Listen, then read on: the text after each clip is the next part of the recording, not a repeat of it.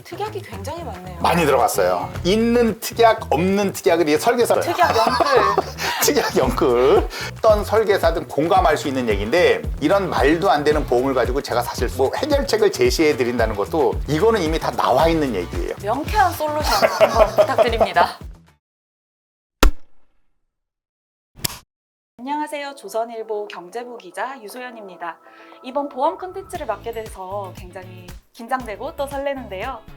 저도 여러 보험을 가지고 있는데 이게 맞는 건지 정말 남들이 하라니까 든 보험인지 보험왕 초특급을 운영하고 계시는 이희강님. 될 때까지 올라가는 보험료 계속 내야 되는 거예요. 그러니까 이거를 가입했다가 나중에 그리고 막 설계사한테 전화했는데 유튜브에서 보험왕 초특급이라는 채널을 운영하고 있고요. 이희강이라고 합니다. 반갑습니다. 그럼 어떤 보장들이 한번 있는지 볼까요? 네, 보장을 한번 볼까요? 네, 보면 아까 이제 말씀드린 것처럼 암 진단비는 5천만 원이 들어가 있는 거고요. 상해 후유장애라 그래서 혹시라도 사고로 다쳤을 때 가입 금액이 요거는 1억이 들어가 있는 겁니다. 네, 요거 가입 금액이 이제 1억이 들어가 있는 거고요.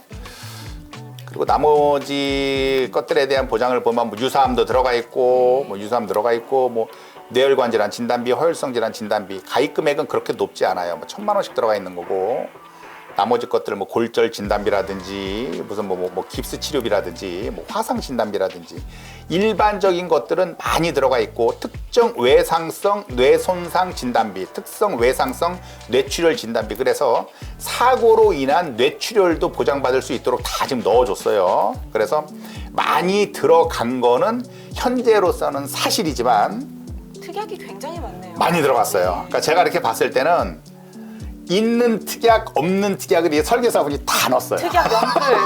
네, 특약 연끌. 그거 표현 좋으신데요? 네, 특약 연끌. 연끌에서 특약이란 특약을 다 넣었어요. 뭐 뇌출혈 진단비도 들어가 있고 두 번째 뇌출혈까지 들어가 있는 뇌졸중, 급성 심근경색증, 두 번째 급성 심근경색증 진단비. 그래서 들어갈 수 있는 거는 싹 다 끌어서 일단 넣어두셨다라는 걸 제가 딱 보니까 지금 알겠어요. 예. 전기납으로 했음에도 불구하고 보험료가 14만 1,431원이라는 엄청나게 큰 금액을 납입을 하게 되신 거죠. 네. 그래서 이걸 내가 지금 봤을 때는 과연 그러면 결과적으로 이 보험을 유지할 것이냐 말 것이냐라는 거를 놓고 봤을 때 유감스럽지만 이 보험은 유지해서는 안 됩니다. 아이고. 2년 반 정도 내셨는데 네. 보험료는 그러면 돌려받지 못하는 건가요? 이 보험료는 근데 이 상품 같은 경우는 네. 항상 보험료를 돌려받을 수 있는지 없는지는 제목을 보면 알거든요. 근데 여기 보면 무배당 삼성화재 자녀보험 마이 헬스 주니어라고 돼 있고 네. 우측에 보면 해지 환급금 미지급형이라고 돼 있어요. 그나마 14만 1,431원짜리가 이건 싼 겁니다. 왜? 해약 환급금이 지급되지 않는 상품이에요. 근데 이게 해지 환급금이 지급되는 만약에 표준형 상품이었다. 표준형 상품이었으면 이건 보험료가 이것만 18만 원 이상 나옵니다. 아이고. 근데 무해지 상품이기 때문에 그나마 이게 싼 건데 아무리 싸다고 하더라도 이거를 100세 될 때까지 납입한다라고 하는 건 말도 안 되는 소리예요. 그래서 지금 2023년으로 기준했을 때는 한 2년 조금 더 납입을 하셨지만 이거는 빨리 정리하시고 꼭 필요한 담보로 넣어서 가입을 하시는 게 일단 우선이다. 이렇게 말씀드리고 싶습니다. 네. 네. 이거 뭐 보시고 뭐 다른 것도 뭐 느끼시는 거는? 뭐 2년, 3년 적금을 든다고 생각하면 굉장히 긴 시간 동안 네. 생활비의 일부를 떼서 이렇게 납입을 해야 되는 건데 그렇죠. 그럼에도 불구하고 해지를 해야 된다라니 더 앞으로 충격에 빠지실 것 같은데 어떡하죠? 앞으로 더 낼 거에 비하면 2년 정도 납입하신 건 아무것도 아닌 거예요. 네. 네. 그래서 이제 그런 부분들이 있어서 요거는 신중을 기해야 되고 다음 거를 보니까 다음 거는 12만 8,544원을 보니까 요거는 동생 거 같다. 네. 네. 동생 거 같은데 이거 역시 보험 기간은 100세 만기에다가 100세 납. 이건 역시 전기 납이에요. 예.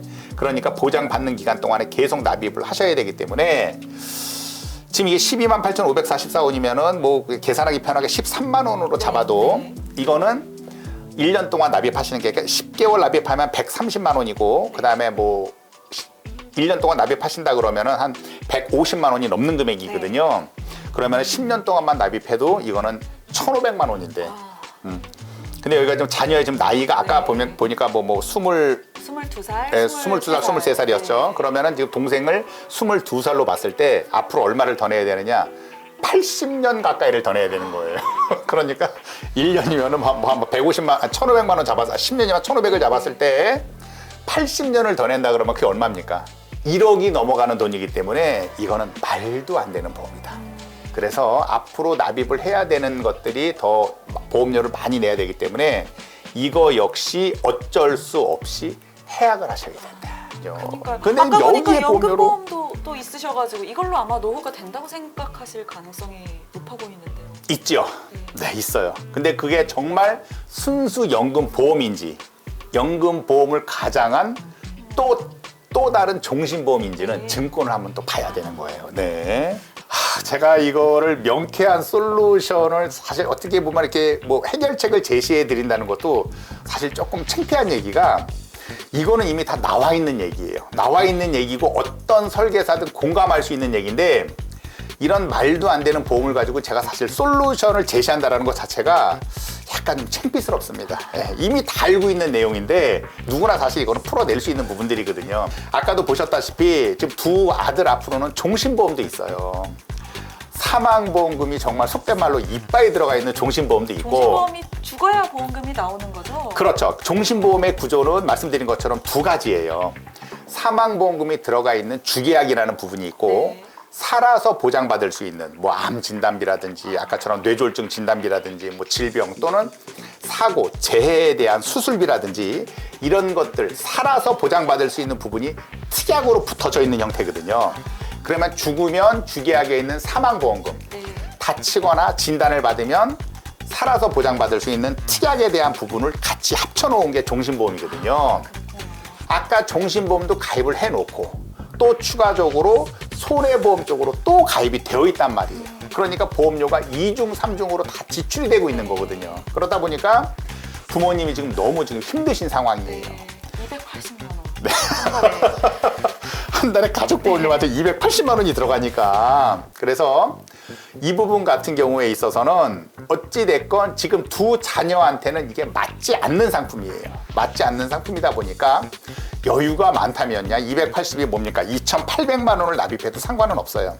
근데 그렇지 않은 상황이다 그러면 자녀들 같은 경우에 있어서 살아서 보장받을 수 있는 특약 위주로 가입을 해야 되는데 암 같은 경우도 또 이참에 대해서도 보장받는 거, 뭐 뇌졸중도 두 번째 뇌졸중 보장받는 거, 급성 심근경색증도 두 번째 급성 심근경색증에 대해서 보장받는 거, 뭐 뇌출혈도 외상성 뇌출혈에 대해서 보장받는 거, 있는 거 없는 거 모든 것들을 다 때려서 넣으면 지금처럼 보험료가 말도 안 되게 비싸지니까 네. 살아서 보장받을 수 있는 거를 일단 최소한도로 하되 진단비도 너무 높여서 가입을 하게 되면 보험료가 비쌉니다. 아까처럼 막 5천만 원 그렇게 늘 필요가 없어요. 왜 늘 필요가 없냐? 기본적으로 치료비를 보장하는 실비 있지 않습니까? 네. 실비에서 일단 치료비는 다 보장을 하고 진단비라든가 수술비라든가 이런 부분은 보너스로 지급이 된다라고 생각을 하셔야 돼요. 암 진단비를 넣지 않았다 그래서 보장을 못 받는 게 아니에요. 왜? 기본적으로 치료비를 보장하는 실비는 있기 때문에 그런 거거든요. 보너스로 나오는 개념을 너무 높게 넣지 마라. 왜냐하면 진단비가 사실 보험료가 제일 비싸거든요. 네. 가성비 좋은 특약들을 적당히 넣어야지 이것저것 많이 이렇게 되면은 번 돈 다 보험료로 날리게 되거든요. 부담스럽지 않은 금액으로 해서 살아서 보장받을 수 있는 특약 위주로 하되 나중에 자녀들이 결혼을 했다 그러면 사망보험금이 들어가 있는 보험을 그때는 가입을 해도 상관은 없는데 일단은 그거는 나중으로 미뤄라. 네. 지금처럼 보험료 납입 기간을 100세 납입이 아닌 20년 납입으로 짧게 끊었으면 좋겠어요. 20년 뒤에 다시 또 갱신하고 이런 식으로 되는 건가요? 갱신하는 건 아니고 20년 납입하면 끝나는 거예요. 네. 보장은 100세까지 네, 가는 네. 이렇게 하면 좋은데 경제활동을 할 때 보험료를 내라 이런 그렇죠. 거죠. 먹고 살기도 힘들어 죽겠는데 보험료를 100세까지 내야 된다 네, 그러면 네.